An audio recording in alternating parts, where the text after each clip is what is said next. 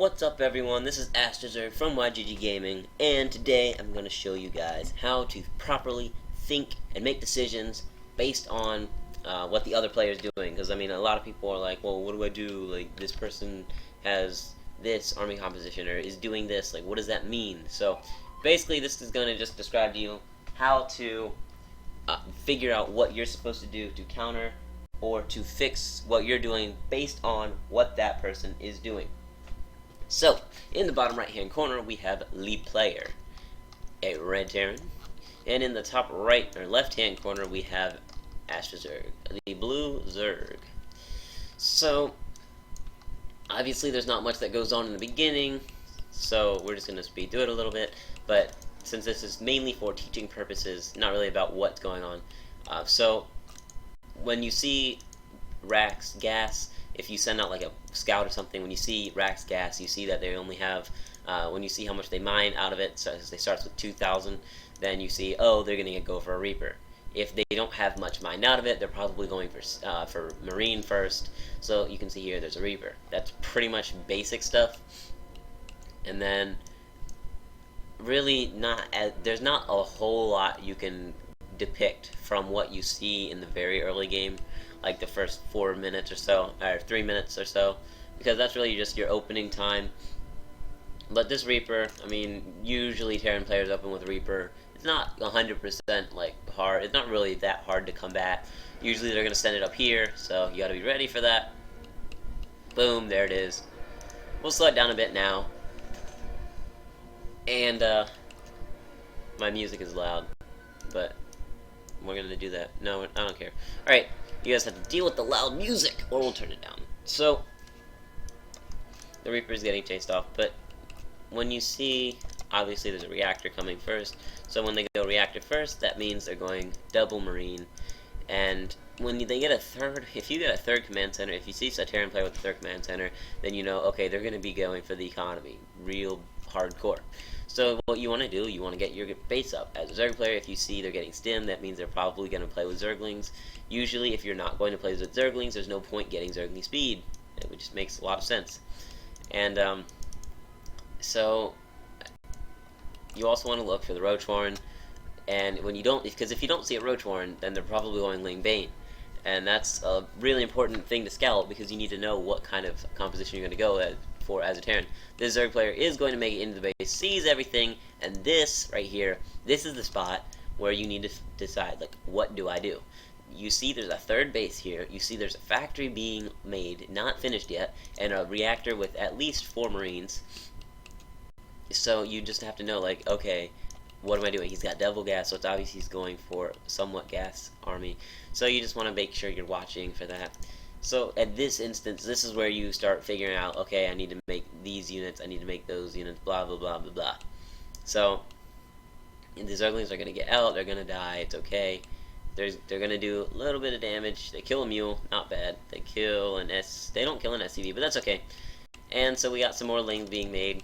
Now it's just like, okay, you can drone up. You can see they're not going for like multiple Raxes or something. There's a starport. It's going to be made. That's not something he was able to see, but it's kind of not very unobvious. It's pretty obvious they're going for that. So 2 more Raxes are going down now. We got a tech lab being made. Since you see that there was a reactor there, then you know, okay, they're going for Marines first, then they're going to get stim, so it's not going to be stim timing.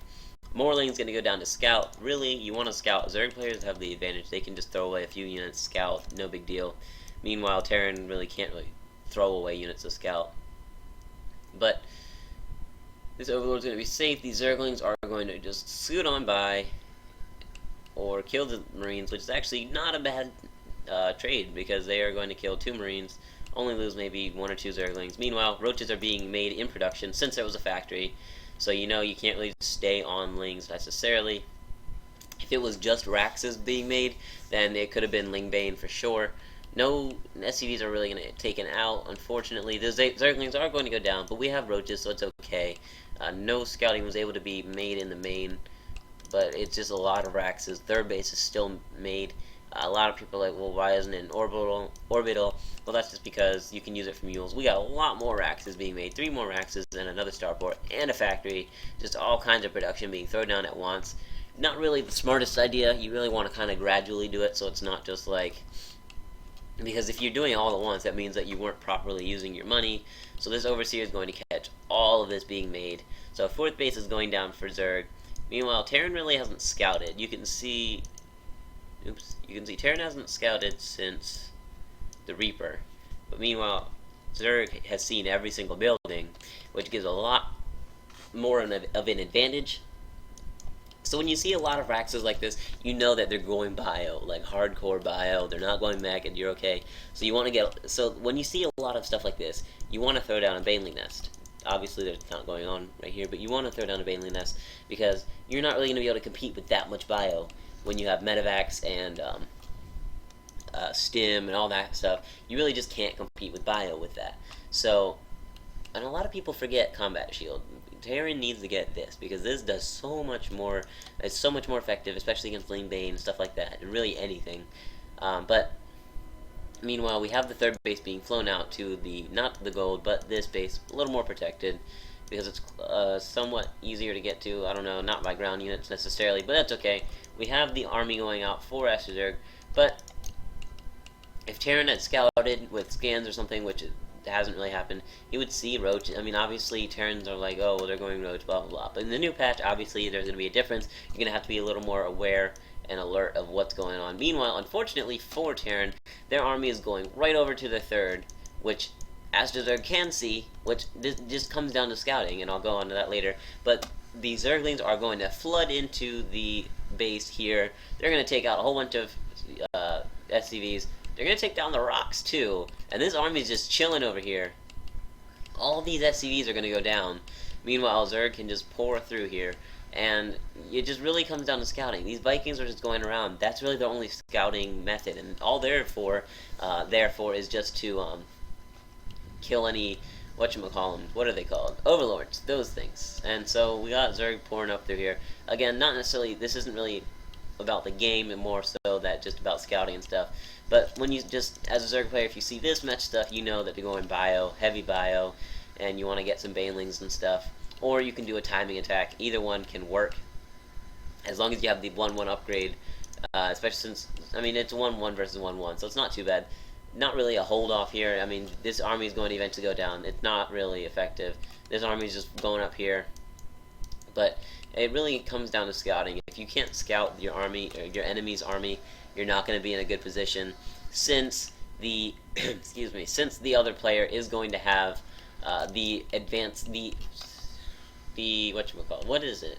Oh, since the other player is going to have the advantage of seeing what you have, then it's going to be so much easier for them to actually be able to get the upper hand, because they can prepare for you and what you might bring at them, as opposed to knowing what they have, countering it already, and then going in. Because Terran didn't know, oh, well, he's going to be doing a timing attack, as opposed to Zerg was like, alright, he's got this stuff, he's got this stuff. He saw every single detail, every minor detail, everything helps. So this army is going to flood in and kill the Terran player, and that's going to be GG.